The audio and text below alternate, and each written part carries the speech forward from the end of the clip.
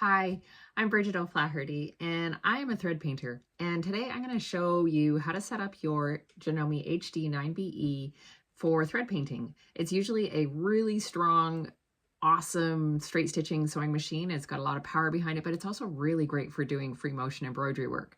But there are a few things that you need to know in order to get it set up right. And I'm going to show you how. The first thing we need to take a look at is the needle plate. The needle plate right now allows for the feed dogs to be exposed and work the way they're supposed to work with straight stitch, but we don't want the feed dogs activated while we're doing free motion work. So we are going to replace the needle plate and we are going to replace the foot so that we have free motion work. So the needle plate that comes for free motion work is a little bit thicker than the one that is normally on the machine, and it hides the feed dogs so they're no longer activated. We also have a foot that will allow us to do free motion work, and we have some choices that we could make when we're putting in that free motion foot. There is a set screw on the back here that allows us to change that foot.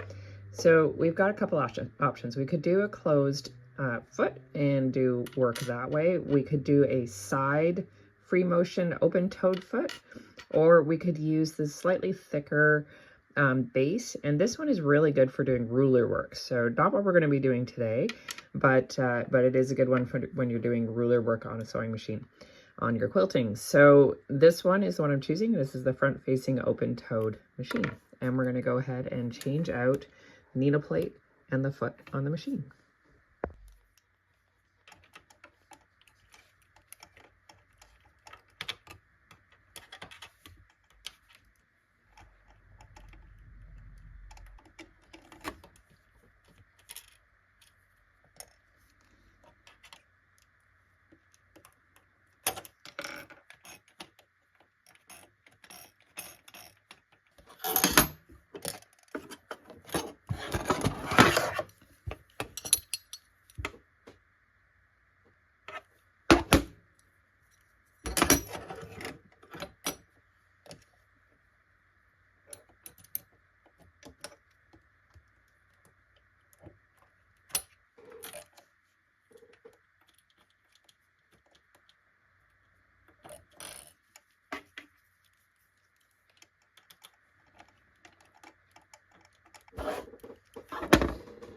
Okay, next we are going to take off this foot, and I'm just going to release the set screw, and this needle bar will need to be raised, so we'll use the presser foot to raise that up, see if we can come up with that, and now we can get our foot out of there, and we're going to add our other foot back on, and that just locks in there.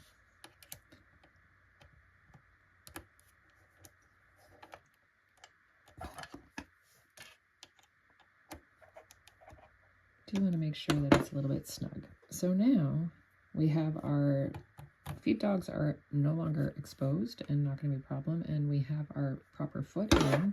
We also have the option to put in Janome's Free Motion Glide template on top here, and that just helps take up some of the space because we've now got a pretty big lip in here where the new needle plate is to the old one. So this helps take up some of that space.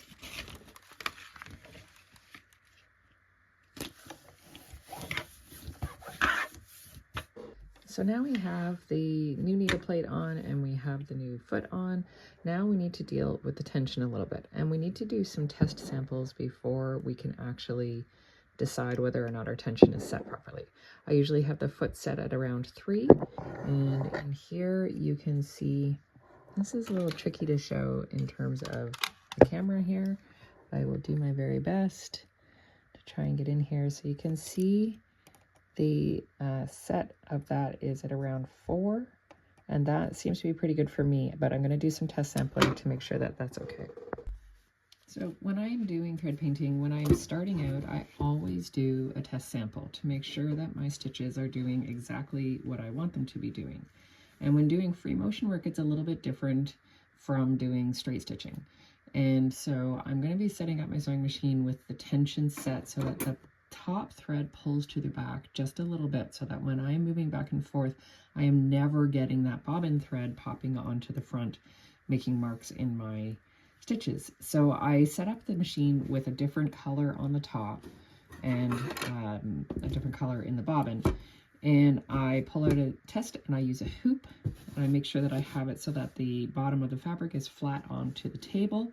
And I use a stabilizer that's a paper stabilizer. So this is a sulky paper stabilizer, and I like using it because it doesn't have any give to it. It's nice and solid, and sometimes I will double it in half so that I've got 2 layers underneath. And I just slip that under the hoop. It's a low profile hoop, so it slides underneath my needle and under the foot really easily. Don't forget to drop your feed dogs down. We still have lots of movement happening because of the free motion foot. And then we're going to start and take a few stitches and just see how that goes. When I start my stitching, I like to bring the bobbin thread up, so I do needle down, needle up.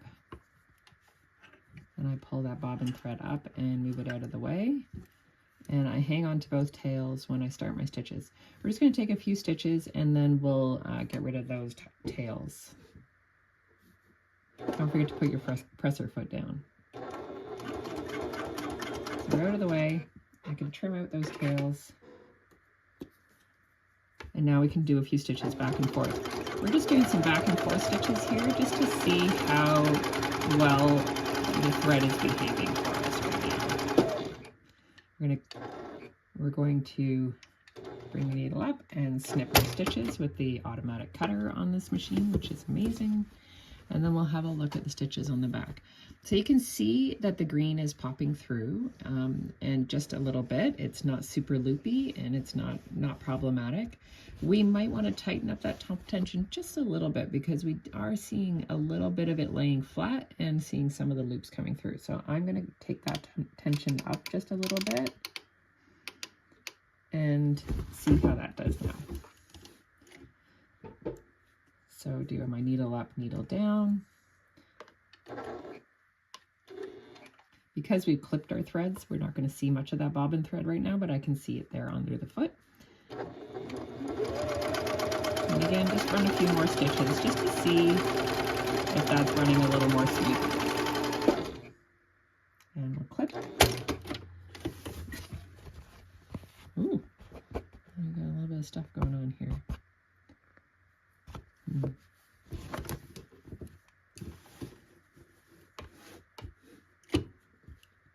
Just gonna run it one more time.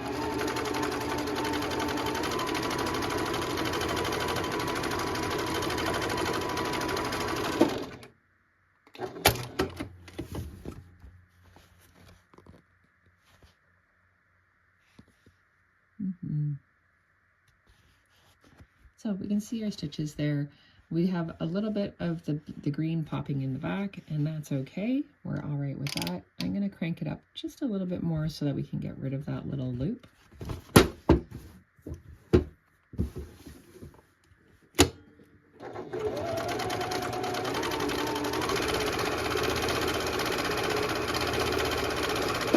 So the trick with thread painting for getting your stitches, the right kind of stitches, so this is just our beginning stitch here, but the rest of the stitches you can see a little bit of the green coming through, but not loopy like it was before. So I've touched this up. We are beyond, like between 4.5 and 5 now on that top tension.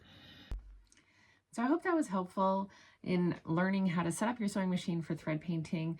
The trick with thread painting is practice and playing around, figuring out what your speed is for your foot and how quickly you're moving the accelerator and how quickly you're moving your hands. And it just takes practice. So good luck with that. And let me know in the comments if you have any other questions and things you'd like to know.